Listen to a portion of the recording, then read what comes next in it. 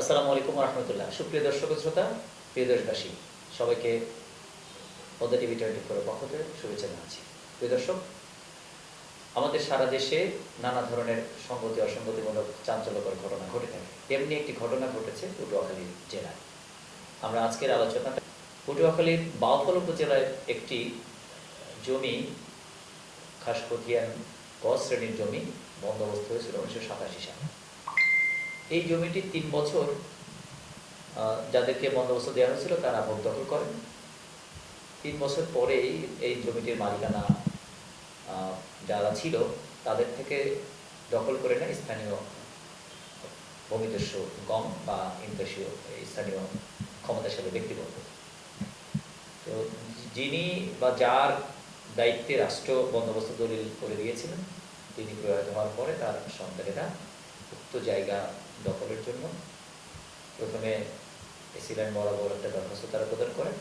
President তাদের কথাই যেটা জানতেন আবেদন গ্রহণ করেননি। পরবর্তীতে কোনো এক উকিলের মাধ্যম দিয়ে পটুয়াখালী যুগ্ম জেলা জজ 1 নম্বর আদালতে তারা ভূমি অধিকারের ব্যাপারে একটা মামলা করেন। মামলাটিতে বিবাদী করা হয় জেলা প্রশাসক, অতিরিক্ত জেলা প্রশাসক, রেভিনিউ, এসিলেন্ট, ভূমি অধিগ্রহণকারী কর্মকর্তা, তাদেরকে বিবাদী করা হয়।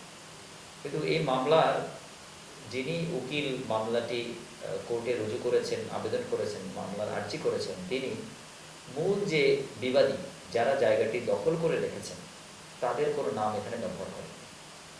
অথচ জেলা প্রশাসন অদ্যাবধি এই জায়গাটি কাউকে পুনরায় আর বন্দোবস্ত দলিল করে দেন। বন্দোবস্ত দলিল জেলা প্রশাসক করে দিলেন না, মানে জেলা প্রশাসন করে দিলেন না। অথচ জেলা প্রশাসককে বিবাদী করা হলো, আসামি করে মামলা রুজু করা হয়েছে। মূল যে যারা দখল করে খাচ্ছে বা যারা জোর জবরদস্তি ভাবে আরেকজনের বন্দোবস্তকৃত দলিল জমি ভোগ দখলকারী, তাদেরকে মামলায় কোনো আসামি না করে এই মামলা দীর্ঘ 2 বছর চলছে। মামলাটি কোর্টে চলছে এবং সেটি হয়তো আরও চলবে। তো বিচারিক ক্ষেত্রে উকিলগণ কিভাবে সাধারণ মানুষকে ভুক্তভোগী করেন, অর্থাৎ যারা ভুক্তভোগী মামলা করার জন্য আইনি সহায়তার জন্য উকিলের কাছে গিয়েছিলেন, তাদেরকে কিভাবে হাতে হারিকেন দেওয়ার মতো করে জেলা প্রশাসনের শত্রু বানিয়ে দিয়ে বিবাদী পক্ষকে সুবিধা দেওয়ার মামলা হয়েছে, তা খুবই অবাককারী ব্যাপার। একটি জেলা প্রশাসক ও জেলা ম্যাজিস্ট্রেট, তিনি একটি জেলার সর্বময় দায়িত্বশীল এবং আমরা এক কথায় বলতে পারি ক্ষমতাধর ব্যক্তি। জেলার শান্তি শৃঙ্খলা রক্ষার্থে, আইন শৃঙ্খলা রক্ষার্থে সকল দায়িত্ব জেলা প্রশাসক মহোদয় পালন করে থাকে। অথচ জেলা প্রশাসকের কাছে ভূমিভিত্তিক কোনো বিষয় অবগতি না করিয়ে তাকে মামলার আসামি করে যে মামলাটি রুজু হয়েছে, এটা নিঃসন্দেহে হাস্যকর এবং তামাশাযুক্ত একটি ঘটনা আমাদের কাছে পরিলক্ষিত হয়েছে। যারা ভূমিভিত্তিক এই সমস্ত সমস্যায় পড়ছে তাদের দিকে মানে বিশেষ করে খুবই বিনয়ের সাথে রিকোয়েস্ট করতে চাই, দয়া করে আপনারা যে কোনো মামলা করার আগে বুঝে করবেন।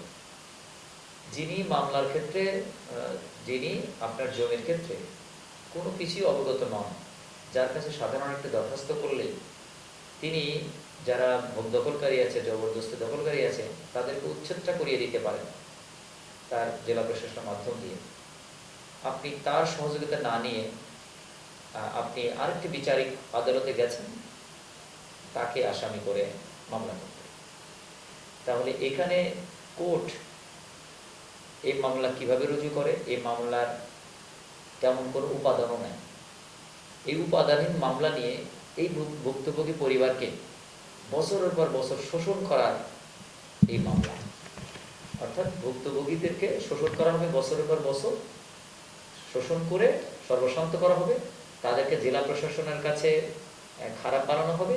আর মূল যে বিবাদী, যারা অপরাধী, যারা জোর জবরদস্তিকারী, তাদেরকে সেফ এক্সিট দেওয়া হবে। অর্থাৎ যারা ভুক্তভোগী তারা টাকা দিয়ে উকিল নামক শত্রু ক্রয় করেছেন। উকিল নামক অপরাধী তারা নিজেদের ঘরে বসছেন এবং প্রতি ডেটে তাদেরকে এই উকিলকে টাকা দিচ্ছেন। টাকা দিয়ে বেনিফিট কার হচ্ছে? যারা ভোগ দখলকারী আছে, ভূমিদস্যু গোষ্ঠী আছে, তাদেরকে সুবিধা দেওয়া হচ্ছে। আর জেলা প্রশাসককে তার জেলার আদালতে যদি প্রধান আসামি করা হয়, তিনি কি সেই আদালতে উপস্থিত হবেন যেখানে জেলা প্রশাসকের অত্র মামলায় কোনো সংশ্লিষ্টতা নেই? যাকে বিবাদী করা হলো তিনি জানেন না, আর বিবাদী করার কোনো উপাদানও নেই। জেলা প্রশাসককে ডিসির বিরুদ্ধে একটা মামলা ঠিক কেন? উকিল সাহেব এই যদি এই ধরনের বাগড়ম্বড়াতা করে থাকেন, এটার কোনো ভিত্তি আছে? জেলা প্রশাসক কি এই ধারায় এইভাবে এই মামলায় তিনি বিবাদী হওয়ার মতো কোনো সমস্যা জেলা প্রশাসন করেছে?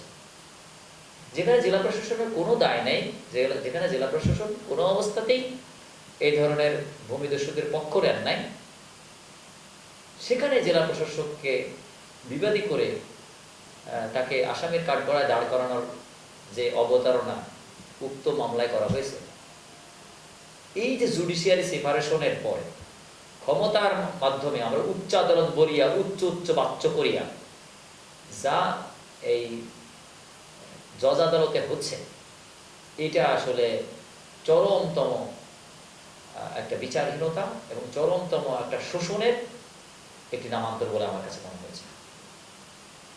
যে জজ আদালতে এই মামলাটি রুজু হলো, তিনি মামলাটি না বুঝেই কি এটা আমলে নিলেন?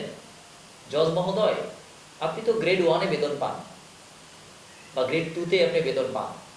হ্যাঁ, জেলা প্রশাসক হয়তো গ্রেড 5-এ বেতন পান। আমরা তাদের জেলা প্রশাসকদেরকে গ্রেড 4-এর বেতন কাঠামোতে আনার জন্য আন্দোলন করছি।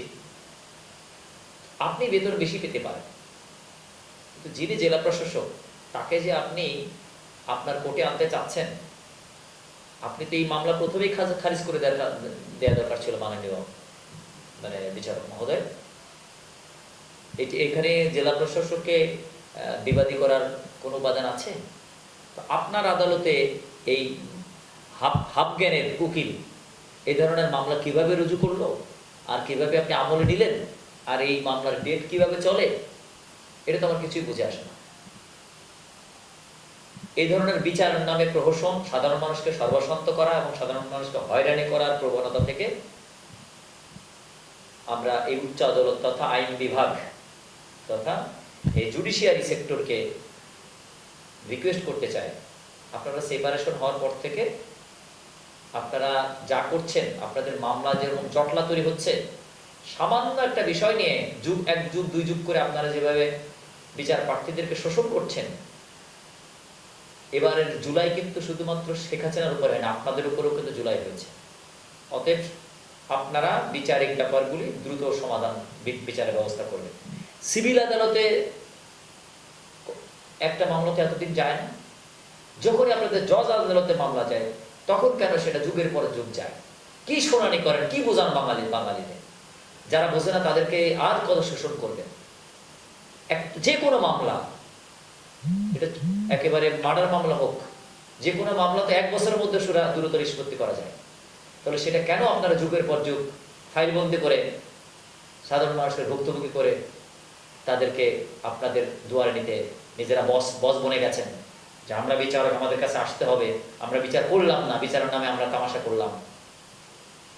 হয়তো দুনিয়ার বুকে বেঁচে যাবে, নাদেমুল গায়েব কিন্তু আপনার ছাড়বে না, শেখ হাসিনাকে যেমন ছাড়ে নাই। আজকের এই আলোচনা থেকে দেশবাসী যারা ভূমি বিষয়ক যে কোনো সমস্যায় পড়বে, তাদের জন্য 2টি বিষয় আমি বলে রাখছি।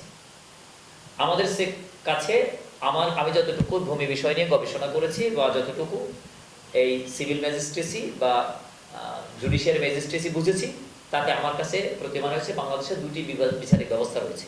একটি হচ্ছে জজ আদালত, যেখানে একজন জজের মাধ্যম দিয়ে হাইকোর্ট পর্যন্ত আপনার বিচার চলে, যে ক্ষেত্রে আপনি যদি কোনো মামলা করেন 1 যুগ আপনাকে শোষণ করে শেষ করে দেবে। আর একই ভূমি বিষয়ক আপনি যদি আমাদের সিভিল কোর্ট তথা এসিল্যান্ড কোর্ট, একটি কোর্ট, এখানে আপনি এই মামলা রুজু করতে পারেন। এখানে খুব দ্রুততার সাথে আপনার একটা ডিসপোজাল হয়ে যাবে 2-3 মাসের মধ্যে। যদি এসিলেট কোর্ট, এসিলেট মহোদয় মনে করেন যে না, এই মামলার রায় দেওয়া তার পক্ষে সম্ভব হচ্ছে না, পারিপার্শ্বিক হোক, বিভিন্ন চাপে, তাহলে আপনি আপিল করে অতিরিক্ত জেলা প্রশাসক রেভিনিউ তথা রাজস্ব শাখায় মামলাটি আপিল করতে পারবেন। সেখানেও আপনার মামলাটা খুব দ্রুত নিষ্পত্তির দিকে নিয়ে যাবেন তিনি। 2 থেকে 6 মাসের মধ্যে উনি একটা রায় পর্যায়ে নিয়ে আসবেন। উনি আসলে এই মামলার আপনার পক্ষে রায় দেওয়ার মতো উপাদান আছে কি না, যদি না থাকে, আপনি যদি মনে করেন যে আপনি বিচার পাননি, আপনি 3য় কোর্ট তথা 3rd কোর্ট, অতিরিক্ত বিভাগীয় কমিশনার রাজস্ব বা রেভিনিউ কোর্টে আপনি মামলা রুজু করতে পারেন। সেখানে যদি আপনার বিচার না হয়, আপনি সেখানে যদি মনে করেন যে না, আমি সংক্ষুব্ধ, আমার ন্যায় বিচার পাওয়া হয়নি, তাহলে ভূমি আপিল বোর্ড নামক ভূমি মন্ত্রণালয়ের একটি বিচারিক আদালত রয়েছে, সেটা সর্বোচ্চ আদালত। সেই আদালতে আপনি বিচার পাবেন, 1% যদি থাকে, ওখানে আপনার ফয়সালা হবে এবং এটাই চূড়ান্ত আদালত। তো ভূমি বিষয়ক রাষ্ট্র এই 4টি আদালত, সিভিল আদালত রেখেছে। রাষ্ট্র যাদেরকে জমি দেখার দায়িত্ব দিয়েছে, এই জমি দেখার দায়িত্ব যার, এক কথায় প্রকাশ কি, জমিদার। এই জমিদারের কাছে তো জমিদারের পাহারাদারি রাষ্ট্র তাদেরকে দিয়েছে।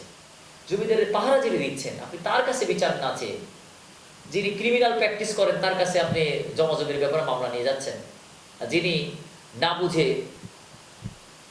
জেলা সংক্ষুব্ধ হয়ে পাইসি অ্যাডমিন অফিসারদেরকে একটু আজকে কোর্টে তুলি, এই ধরনের গ্রাম্য মাতবাড়িগিরি, গ্রাম ভিলেজ পলিটিক্সের মতো করে এই ধরনের ভুয়া মামলা, যেটা আমার কাছে সামনে রয়েছে, এরকম একটা ঘটনা জজরা ঘটাতে চান, এটা খুবই বিচারহীনতার এবং খামখেয়ালি বলার একটা চলন্ত উদাহরণ।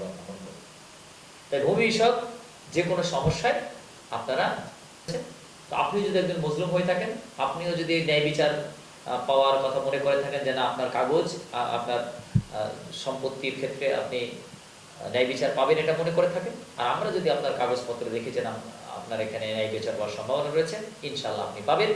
পদ্মা টিভি 24 আপনার পাশে ইনশাল্লাহ থাকবে, পাশাপাশি ন্যাশনাল লেবার পার্টি আপনার পাশে থাকবে। আপনাদের সবাইকে ভূমি বিষয়ক বিষয় নিয়ে জানার, বোঝার জন্য আহ্বান জানিয়ে, আমাদের সাথে যুক্ত থাকার জন্য আহ্বান জানিয়ে, এবং জেলা প্রশাসক পটুয়াখালীর প্রতি আপনাদের দৃষ্টি আকর্ষণপূর্বক বক্তব্যটি দিয়েছি, সেটি আমলে নিয়ে অবিলম্বে এ ধরনের হঠকারী মামলা যেগুলি আছে তা খারিজ করার আবেদন করছি। এবং জেলা প্রশাসক মহোদয়কে বলবো, এই ধরনের মামলা যেটি জেলা প্রশাসনের মান নষ্ট করে, জেলা প্রশাসকের সম্মান নষ্ট করে এবং আইনের প্রতি মানুষের ভুল ধারণা তৈরি করে, এবং এই পরিবার তো সারা জীবন জেলা প্রশাসককে গালি দিবে, সারা জীবন ভাববে যে জেলা প্রশাসক আমার শত্রু, অথচ জেলা প্রশাসক আপনি শত্রু নন। জেলা প্রশাসন এখানে তার সাথে কোনো শত্রুতা করেনি, তার জমি আরেকজনকে জেলা প্রশাসন বুঝিয়ে দেয়নি, অথচ জজ আদালত বোঝাচ্ছে যে জেলা প্রশাসন এখানে অপরাধ করেছে, তাকে আমরা বিচারের কার্ডে আনতে পেরেছি, আমরা দেখিয়ে দেব জেলা প্রশাসককে আমরা মামলার বিবাদী করেছি। এই মামলার কাগজ দেখলে খুবই হটকারিতা। যদি আমরা পড়ি, এমন কথা, বিবাদী কাকে করা হয়েছে দেখো, বিবাদী জেলা প্রশাসক, বিবাদী অতিরিক্ত জেলা প্রশাসক রাজস্ব, বিবাদী সহকারী কমিশনার ভূমি বাউফল, বিবাদী কানুনগো, সার্ভেয়ার, ভূমি অধিগ্রহণ কর্মকর্তা, সেটেলমেন্ট অফিসার, এমনকি ভূমি অধিদপ্তর, জরিপ অধিদপ্তর পর্যন্ত তাদেরকে বিবাদী করা হয়েছে।